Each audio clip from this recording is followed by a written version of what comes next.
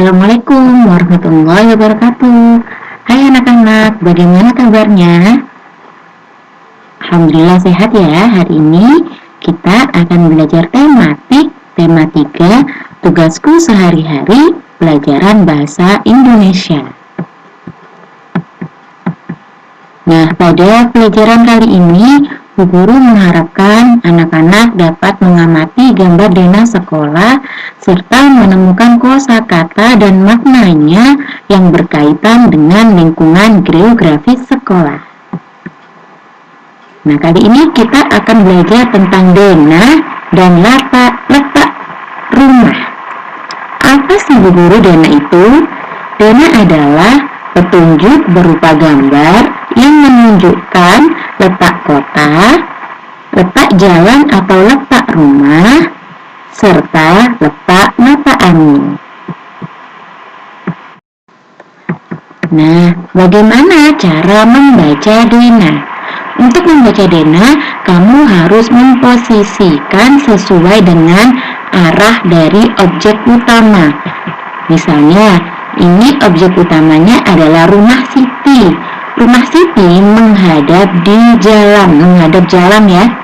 Maka posisikan Siti juga menghadap jalan.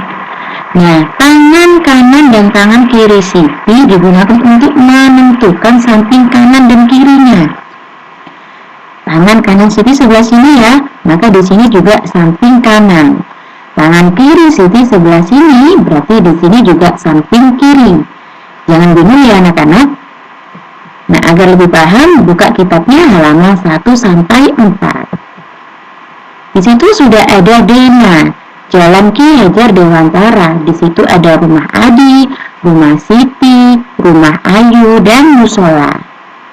Kita jadikan rumah Siti sebagai objek utama, karena rumah Siti menghadap Jalan Ki Hajar Dewantara. Maka di sini saya kasih gambar Siti agar lebih memudahkan ya. Nah, ini ada bacaannya. Kita baca dulu.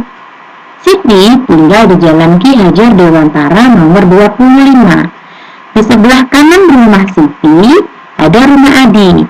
Nah, ini tangan kanan Siti ya. Rumah kanan, di sebelah kanan rumah Siti ada rumah Adi. Di sebelah kiri rumah Siti ada rumah Ayu. Ini tangan kiri Siti di sini. Nanti ada rumah Ayu. Di depan rumah Siti ada musola. Rumah Siti terletak tidak jauh dari sekolah. Siti berangkat ke sekolah diantar ayah. Kadang Siti pergi ke sekolah naik angkutan umum. Ongkos angkutan dari rumah ke sekolah Rp1.000. Nah, itu tadi kita membaca denah dari rumah Siti. Nah, kita latihan dulu ya. Kalian harus teliti untuk menjawab tentang denah ya. Kita lihat soal nomor 1. Rumah yang terletak di ujung kanan adalah, ingat tadi kanan adalah sini ya. Ini berarti rumah Adi. Di depan rumah Siti terdapat musola. Rumah yang terletak di ujung kiri Siti adalah rumah Ayu. Rumah yang terletak di antara rumah Ayu dan rumah Siti, di antara rumah Ayu dan rumah Adi adalah rumah Siti. Rumah Siti di tengah-tengah ya.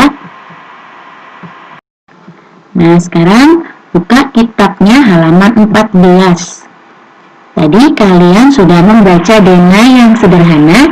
Sekarang belajar denah yang lebih kompleks ya.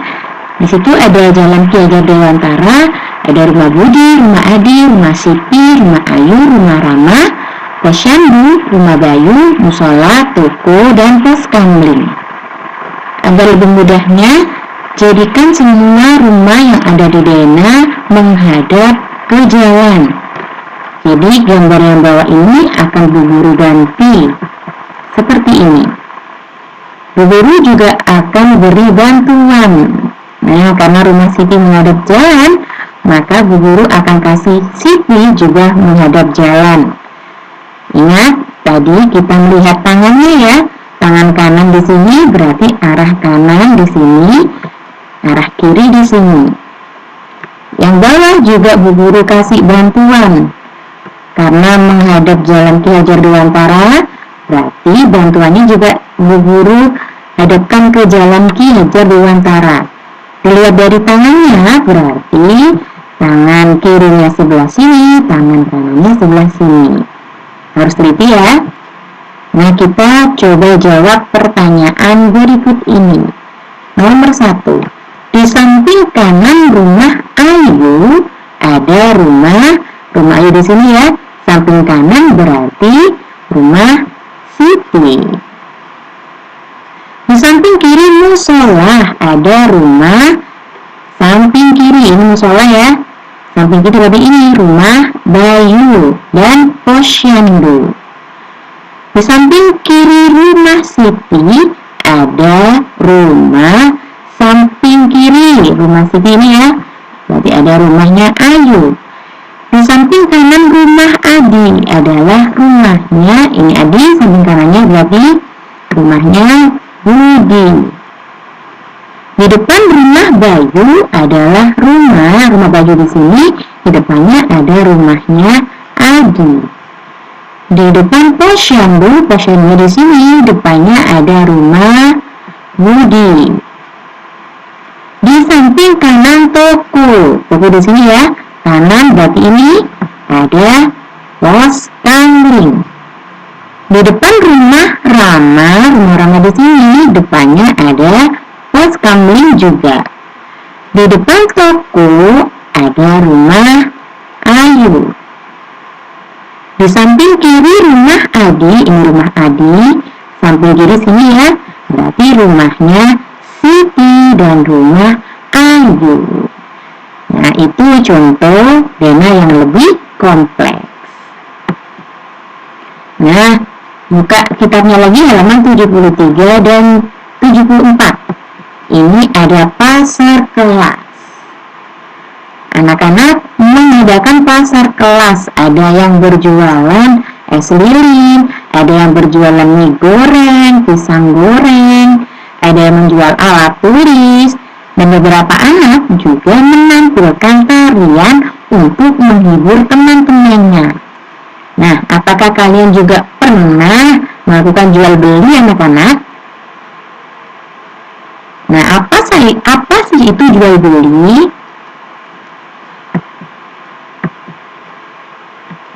Nah, dari sini kita bisa mendapatkan kosakata baru. Sebelumnya kita jawab dulu ya pertanyaan ini. Nomor 1. Siswa yang menjual barang disebut dengan penjual. Siswa yang membeli barang disebut dengan pembeli. Di pasar kelas, siswa saling bertemu dan melakukan apa anak-anak? Jual beli barang. Siswa membeli barang menggunakan uang. Sebutkan barang-barang yang dijual di pasar kelas. Tadi ada jajanan ya, ada mie goreng, ada es lilin, dan alat tulis. Beberapa siswa menampilkan apa tadi anak-anak? Tarian untuk memeriahkan kegiatan pasar kelas. Nah, dari bacaan tersebut kamu sudah mendapatkan kosakata baru, yaitu penjual adalah orang yang menjual barang, sedangkan pembeli adalah orang yang membeli barang. Untuk melakukan jual beli, kita harus menggunakan uang ya, harus uang yang resmi ya anak-anak. Selanjutnya, buka kitabnya halaman 107. Menjenguk teman yang sakit. Hari ini Dayu tidak masuk sekolah. Dayu sakit akibat jatuh kemarin. Siti dan teman-temannya akan menjenguk Dayu. Mereka akan menjenguk sepulang sekolah. Nah, ini Dena mau ke rumahnya Dayu. Letak rumah Dayu terletak di jalan I Gusti Ngurah Rai nomor 12. Di samping kanan rumah Dayu terdapat pura. Ini samping kanan rumah Dayu ya. Di samping kiri rumah Dayu adalah rumah Mado. Di seberang jalan rumah Dayu terdapat sawah. Ini ada sawahnya. Nah, bagaimana rute untuk pergi ke rumah Dayu? Nah, karena tadi anak-anak Siti dan teman-temannya mau menjenguk Dayu setelah pulang sekolah, berarti mereka perginya dari sekolah ya. Dari sekolah mau ke rumahnya Dayu. Jadi mereka bisa melewati jalan samping kanan atau jalan samping kiri. Jika melewati jalan samping kanan, rutenya seperti ini. Belok ke jalan Diponegoro, kemudian belok lagi jalan I Gusti Ngurah Rai, baru ke rumahnya Dayu. Jika melewati sisi kiri, mereka akan melewati jalan Patimura, kemudian belok kanan baru ketemu rumahnya Dayu. Jadi kalian bisa memilih rute untuk menuju rumahnya Dayu, atau kalian jika mau pergi kemana saja, kalian bisa memilih rute sesuai dengan keinginan kalian ya, asalkan kalian sudah tahu tempat yang mau dituju. Kemudian buka kitabnya halaman 124 dan 136. Kita latihan lagi ya. Pilihlah kata berikut yang memiliki arti sama. Berilah tanda centang pada jawaban yang tepat. Nomor 1 adalah menolong. Menolong itu artinya sama dengan apa ya anak-anak? Apakah memilih, meminjam, atau membantu? Jawabannya adalah membantu ya. Kelompok. Kelompok itu sama dengan apa ya? Tim, teman, atau saudara? Kelompok sama dengan tim. Gembira. Gembira sama dengan apa ya? Tertawa, senang, atau luar biasa? Gembira sama dengan senang. Putra. Putra artinya sama dengan anak laki-laki. Kalau putri adalah anak perempuan. Kompak artinya sama dengan rukun. Soal yang sini ya. Tanah air. Apakah artinya sama dengan tanah kelahiran, atau tanah liat, atau tanah subur ya? Tanah air artinya sama dengan tanah kelahiran. Bangsa. Bangsa artinya adalah masyarakat. Sumpah. Sumpah artinya sama dengan ikrar. Hikmat. Hikmat itu sama dengan khusyuk. Bersatu sama dengan berkelompok. Nah, itu adalah kata-kata yang memiliki arti yang sama atau serupa. Sekarang buka kitabnya halaman 143 sampai 144. Mengenal anggota keluarga Siti. Zahra adalah anak dari Pak D atau kakak dari ayah ya. Kamu sudah belajar ini di kelas 1 kan? Zahra masih sekolah SMP. Paman adalah adik dari ayah. Kami memanggil paman Pak I. Paman baru lulus dari SMA. Nah, ini ada Siti dan keluarganya anak-anak. Ini ada Zahra. Zahra itu sudah remaja. Paman sudah dewasa. Ayah dan ibu juga sudah dewasa. Kakek dan nenek juga sudah dewasa. Bagaimana cara menentukan anak-anak, remaja, atau dewasa? Nah, ini ada rentang usianya.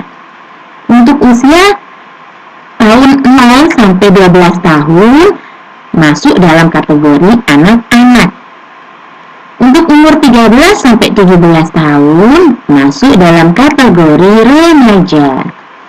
Umur 18 tahun ke atas termasuk kategori dewasa. Kalian yang kelas 2 umurnya berapa anak-anak? Jika ada yang 8 tahun atau 9 tahun ya, berarti kalian masuk dalam kategori anak-anak. Nah, kita jawab latihan ini kita bisa lihat dari ini ya, tabel yang mengenal perbedaan usia. Ini ada anak umur 6 tahun. 6 tahun karena di antara 0 sampai 12 berarti masuk dalam kategori anak-anak. Ada yang berumur 62 tahun. 62 tahun berarti 18 tahun ke atas ya, jadi masuk dewasa. Ada yang berumur 13 tahun. 13 tahun berarti masuk kategori remaja. Umur 20 tahun, karena 20 tahun adalah 18 ke atas, berarti masuk dewasa. 35 tahun, karena 35 tahun masuk 18 ke atas, berarti juga masuk dewasa. Paham ya anak-anak? Nah, kalian tadi sudah belajar Dena, sudah belajar perbedaan usia, sudah belajar beberapa kata. Sekarang kita latihan ya. Silahkan mengerjakan latihan yang ada di kitab tematik halaman 46 nomor 1 sampai 10 dan halaman 105. Kerjakan di kitab tematik kalau sudah difoto dan kirim ke wali kelas masing-masing. Jangan lupa saat mengirim harus menyertakan nama dan nomor absen. Terima kasih anak-anak. Jangan lupa tetap beribadah dan tetap semangat belajar. Dan yang pasti selalu nurut dan hormat kepada orang tua. Terima kasih. Assalamualaikum.